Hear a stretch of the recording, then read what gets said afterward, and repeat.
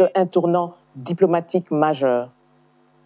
Pour mieux comprendre les enjeux de cet accord, les conditions de sa mise en œuvre et la vision du gouvernement congolais pour la paix durable, nous recevons Mme Thérèse Kayikwamba-Wagner, ministre d'État et ministre des Affaires étrangères de la République démocratique du Congo. Madame la ministre, bonsoir. Bonsoir. Et merci d'accorder cette entrevue exclusive à la radio-télévision nationale congolaise. Merci à vous. Avec toute votre équipe, on peut dire que vous avez été diplomatiquement décisive au sujet de la guerre d'agression que subit la République démocratique du Congo de la part du Rwanda. La résolution 2773 en est le prélude. Aujourd'hui, vous venez d'apposer votre signature sur l'accord de paix entre la République démocratique du Congo et le Rwanda, sous l'égide des États-Unis. Quels sont vos sentiments? Tout d'abord, un sentiment de gratitude pour la confiance que son Excellence, Monsieur le Président de la République, Monsieur Félix-Antoine Tshisekedi Tshilombo, a bien voulu placer en ma personne, mais aussi toute l'équipe qui m'a accompagnée et qui a contribué justement aux efforts qui ont culminé aujourd'hui à la signature de cet accord. Mais en même temps, évidemment, en tant que membre du gouvernement, un sentiment d'une responsabilité profonde, vu la portée historique de cet accord et la responsabilité qui nous incombe à nous en tant que membres du gouvernement, en tant que représentants de la République démocratique du Congo, de nous assurer que cet accord va se traduire en une paix concrète et tangible pour des millions de nos concitoyens à l'est de la République démocratique du Congo. Cet accord devait être entériné ultérieurement par les chefs d'État des pays signataires. On connaît tout le poids que les États-Unis ont mis dans son aboutissement. Avez-vous obtenu de Washington des garanties que cet accord sera exécuté dans son intégralité par toutes les parties? Alors tout d'abord, il faut souligner que l'accord que nous avons signé aujourd'hui est un accord contraignant pour toutes les parties signataires. Et ça, c'est quelque chose d'extrêmement important. Et évidemment, je ne sais pas si certains d'entre vous et des téléspectateurs ont eu l'occasion de suivre aussi la prise de parole du président Donald J. Trump aujourd'hui à la Maison-Blanche, qui lui-même a affirmé à 2 reprises que les États-Unis d'Amérique allaient tout faire pour s'assurer justement que cet accord soit respecté par toutes les parties prenantes. Donc, je pense en effet que nous sommes dans une dynamique extrêmement constructive avec un partenaire qui est aussi déterminé que la République démocratique du Congo de voir cet accord se matérialiser et ce, de manière rapide, de manière tangible et de manière durable. Justement, lors de la conférence de presse aujourd'hui au bureau Oval avec le président Trump, j'ai une question sur le désengagement qui a été posée durant cette conférence, et c'est par rapport à la position du Rwanda. Pendant la conférence de presse du président Trump, le ministre rwandais des Affaires étrangères a semblé affirmer que le retrait des troupes rwandaises de la République démocratique du Congo est subordonné à la neutralisation des FDLR, on comprend les forces démocratiques de libération du Rwanda. Même si le président Trump a recadré la réponse du ministre rwandais, que dit l'accord à ce sujet?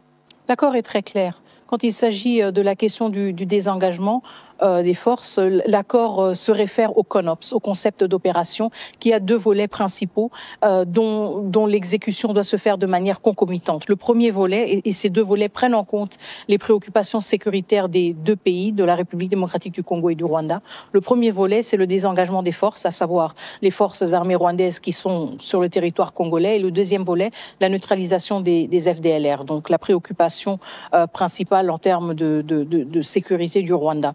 Et l'accord est très clair là-dessus. Il parle justement du CONOPS comme la boussole, si vous voulez, pour ces questions de désengagement des forces et de neutralisation des FDLR. Et le CONOPS est un document extrêmement détaillé, justement, qui explique de manière très minutieuse comment procéder justement à ce désengagement des forces et à cette neutralisation, et comment aussi en assurer la concomitance pour que les préoccupations des 2 pays soient prises en compte de manière continue, mais aussi de manière égale. Madame la ministre, beaucoup d'eau a coulé sur le pont avant la conclusion de cet accord. C'est d'ailleurs ici le lieu de féliciter justement l'engagement des États-Unis, mais aussi d'autres partenaires comme médiateurs dans cette crise entre la République démocratique du Congo et le Rwanda. On pense notamment au Qatar, à l'Angola et au Kenya, pour ne citer que ces pays. Cependant, certaines voix s'élèvent pour dénoncer une paix obtenue au prix du bradage des minerais stratégiques de la République démocratique du Congo au profit des États-Unis. Que répondez-vous à ce genre de propos? Alors, s'il y avait eu bradage, s'il s'agissait justement de vendre, comme certains le disent, nos ressources au prix de la paix, je pense que nous aurions commencé avec une séquence tout à fait différente. Nous aurions commencé justement à vendre.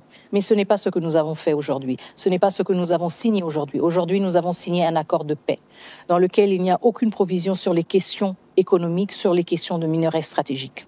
Et cet accord est très clair. Il prévoit justement la fondation pour un environnement propice dans lequel on peut aussi envisager un retour, si vous voulez, d'investisseurs, où on peut aussi envisager une économie plus dynamique. Mais nous sommes tous clairs dans notre compréhension du séquençage des choses. Nous ne pouvons pas penser à un contexte économique ou à la signature d'accords économiques sans pour autant tenir compte de la nécessité d'un retour de l'autorité de l'État, sans pour autant tenir compte de la nécessité d'un contrôle rétabli de toute notre intégrité territoriale. Et donc, à ceux qui pensent justement que cette paix a été obtenue justement à travers un bradage de nos ressources, je dis non, ce n'est pas le cas.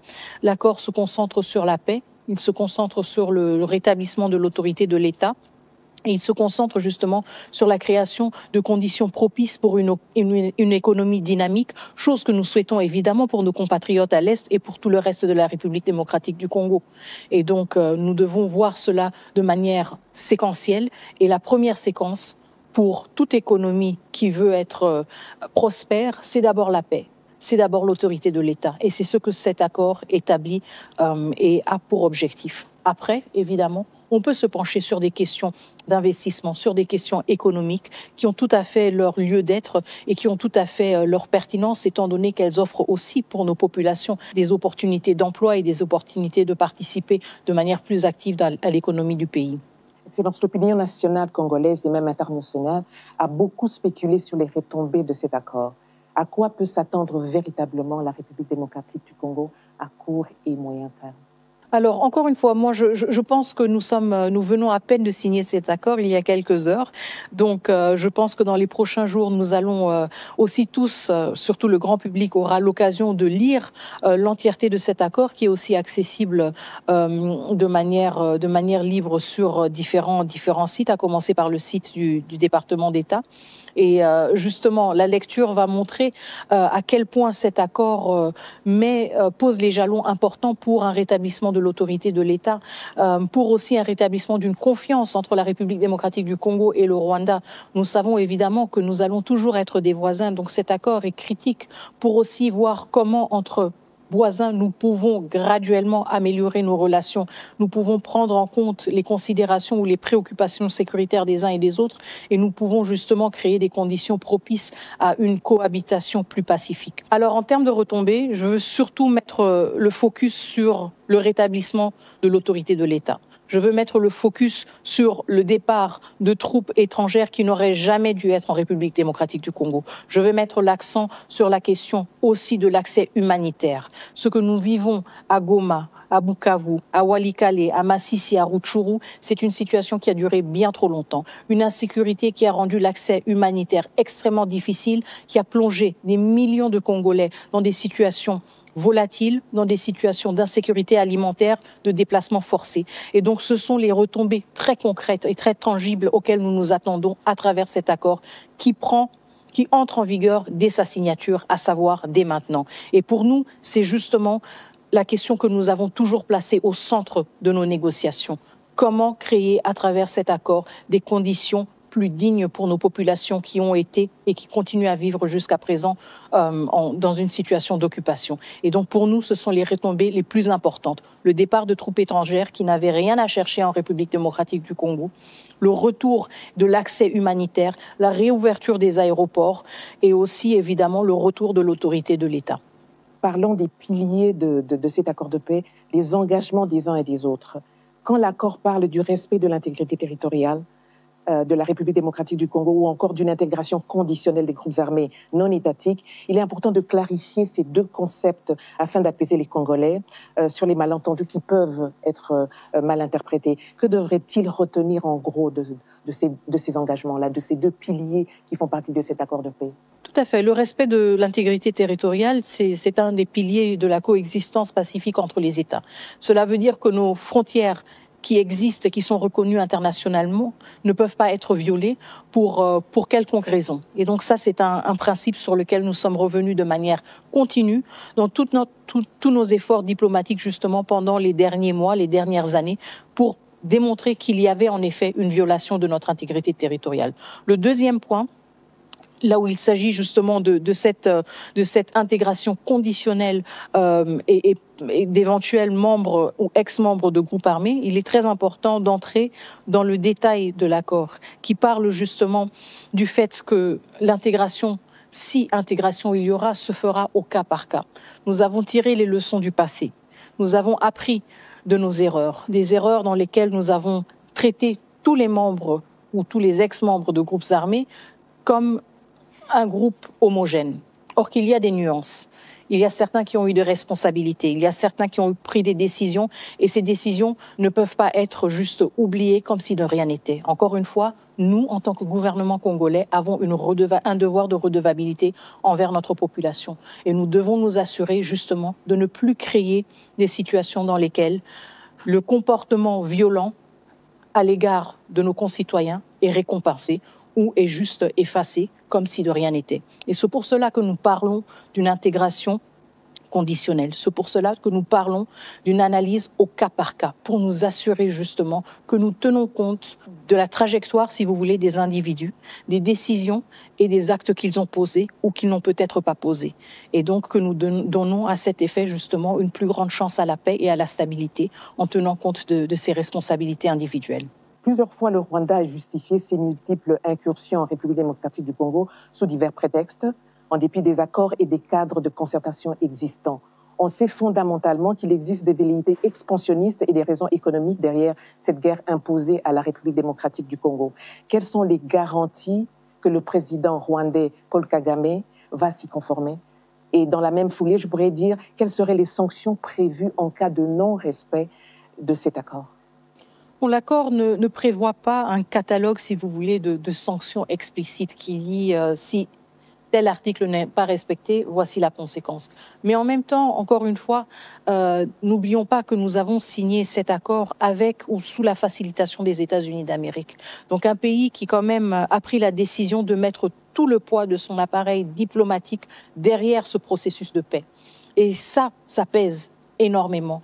Ça veut dire que nous avons aussi une garantie justement de savoir que ce facilitateur, mais aussi ce champion de l'accord, sera prêt à le défendre quand il y aura des violations de l'accord. Et pour nous, c'est quelque chose d'extrêmement important parce que ça nous réconforte justement dans notre détermination de nous assurer que nous allons honorer nos engagements, mais aussi dans notre certitude que ceux qui ne vont pas le faire seront responsabilisés par les États-Unis d'Amérique, déjà en tant que facilitateur du processus, mais aussi à travers les mécanismes qui seront mis en place pour superviser la mise en œuvre de cet accord. Et donc, il y aura une transparence aussi par rapport à la conformité, si vous voulez, des comportements des uns et des autres vis-à-vis de l'accord. Et ce sont les éléments sur lesquels nous concentrons justement quand nous pensons à la mise en œuvre de cet accord. Le poids politique des États-Unis d'Amérique, mais aussi les mécanismes de suivi et d'évaluation qui sont mis en place à travers cet accord, la vérité, pour établir les faits et constater la conformité du comportement des uns et des autres avec ce que l'accord prévoit. Si l'accord de paix jette les bases d'un apaisement politique et sécuritaire, il apparaît qu'il reste silencieux sur la reconnaissance des victimes du conflit et sur les voies de justice et de réparation envisageables. Alors, dans quelle mesure le gouvernement congolais entend-il intégrer cette dimension, que ce soit à travers la justice nationale, les mécanismes régionaux comme la Cour africaine des droits de l'homme et des peuples, ou en coopération avec des institutions internationales? Alors, je pense que c'est une question tout à fait pertinente et vous savez, le président de la République a toujours été très clair sur la question de l'impunité, sur la question aussi de la réhabilitation de plusieurs victimes de guerre, y compris justement les plus récentes. Et donc, le gouvernement de la République démocratique du Congo est très conscient du fait que la question de l'impunité, la question des survivants et survivantes doit être aussi au cœur de toute reconstruction, de toute réhabilitation de nos communautés qui ont été meurtries par ces années de conflit. Maintenant, le fait que la question de la justice n'ait pas une position aussi centrale ou aussi visible dans l'accord, on vient de parler de la question justement de l'intégration conditionnelle. Donc je pense que là, il y a un élément de l'impunité déjà ou de la lutte contre l'impunité qui est inclus de manière implicite, mais le fait que cet accord n'en parle pas de manière aussi explicite, encore une fois, ne veut pas dire que c'est une question qui ne peut pas être abordée du tout. Et donc, vous l'avez évoqué par rapport à la Cour africaine des droits de l'homme et des peuples, et nous avons aussi eu une percée très importante au niveau du Conseil des droits de l'homme des Nations Unies qui ont décidé de mettre en place une commission d'enquête indépendante. Donc, on voit que un accord n'existe pas dans un vide. Il existe dans un écosystème, si vous voulez, d'efforts complémentaires qui contribuent à bien asseoir justement la mise en œuvre de cet accord. Et la question de la justice, je pense qu'elle justement accompagne cet accord de manière très importante et de manière aussi très soutenue par le gouvernement de la République démocratique du Congo. Et nous allons continuer à fournir les efforts nécessaires justement pour nous assurer que ces questions de justice, que ces questions de justice transitionnelle aussi, de réparation des victimes, soient prises en compte et fassent partie intégrante justement de nos efforts vers une paix plus durable dans l'Est de la République démocratique du Congo, mais aussi dans la région des Grands Lacs. Excellence, Madame la Ministre. Merci. Merci beaucoup, Madame.